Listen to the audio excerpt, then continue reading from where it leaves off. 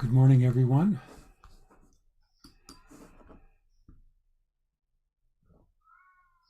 I wanted to remind you that this is our pledge week for the daily online meditation. And for 4 years, we have presented the DOM or daily online meditation without specifically asking for support. And it has been supported jointly by Sati Sangha and Pine Street Sangha. And I myself have supported Sati Sangha financially, but have not supported the DOM itself, except by volunteering as I am today. And I'm sure many of you are like that, giving dana to Sati or Pine Street Sangha. But as Linda and Nelly have mentioned, the needs for coordination and management of the DOM, daily online meditation, over these 4 years have outgrown the ability of Sati and Pine Street Sangha to continue supporting the DOM without some additional support. And that is why we're having this special Pledge Week. One thing I noticed with the what do you call it?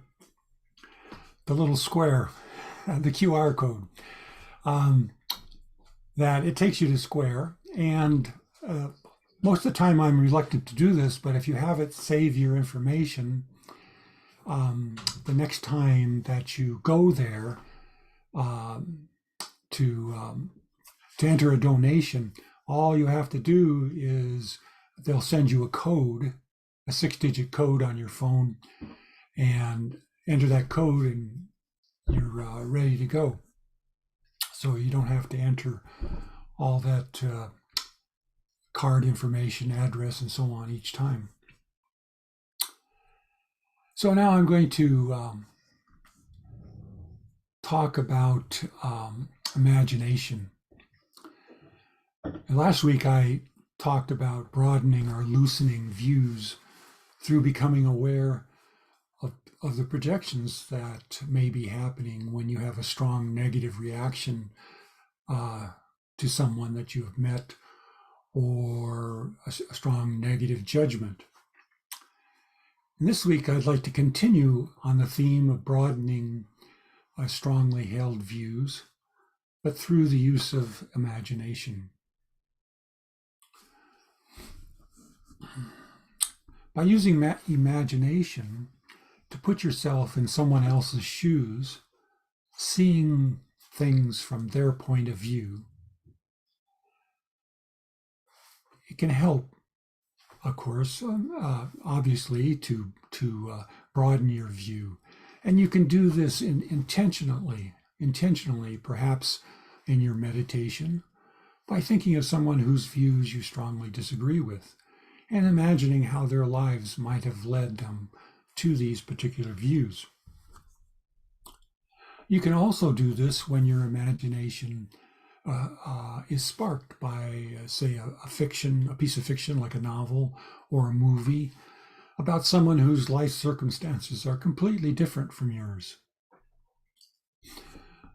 A few weeks ago, I was reading an article in our local newspaper, the San Diego Union Tribune, and it was an op-ed by a professor of Chinese language who teaches at one of the universities here, who had been hired by 60 Minutes to help with interviewing some migrants, Chinese migrants, who had just crossed the border.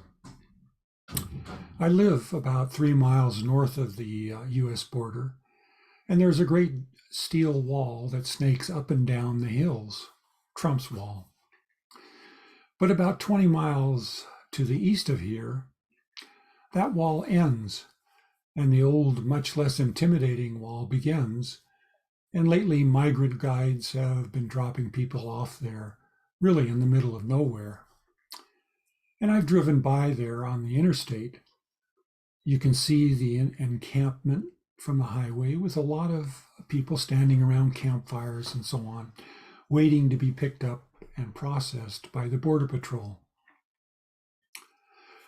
When I drove by, I found myself wishing that we didn't have to deal with all of this. I have my own settled life here and didn't really want to be disturbed, thinking something like that. But while I was reading about the professor's encounters with young people from China who said there were few or no opportunities for jobs in China now, with a man actually dressed in a business attire who said that he was here because he wanted more freedom in his life. There was an entire young family who wanted better opportunities for their children, and so on with other Chinese migrants. And with that little bit of information, I was able to fill in a story with my imagination, see their situations in a different light, see things from their point of view, to see their needs and hopes in the long and perilous journeys that they had just made. So imagination is this wonderful capacity to picture ourselves in other situations, to empathize with others by imagining their point of view, to be able to create a sympathetic story about someone else's life. Stephen Batchelor, who some of you may know, has recently been re-envisioning the Eightfold Path. And he has, in his re-envisioned Eightfold Path, has replaced the limb intention with imagination. The use of imagination to see beyond our own limited viewpoint gives us the ability to act in more ethical ways and to be more creative and productive practitioners. So by the use of imagination, of our imagination, sometimes intentional, sometimes sparked by a story or encounter, we are able to challenge some of our views and assumptions and consider other viewpoints. So returning to support for the DOM, when I have a little more information, I can imagine what it takes to create, say, a new logo, what it takes to append an introduction and a sign-off to each uploaded Dharma talk, what it takes to support our head teachers as they lead us through a fifth year of the daily online meditation. So I'm going to leave it there this morning. Thank you for listening. We'll sit for 30 minutes, then have some time for reflection.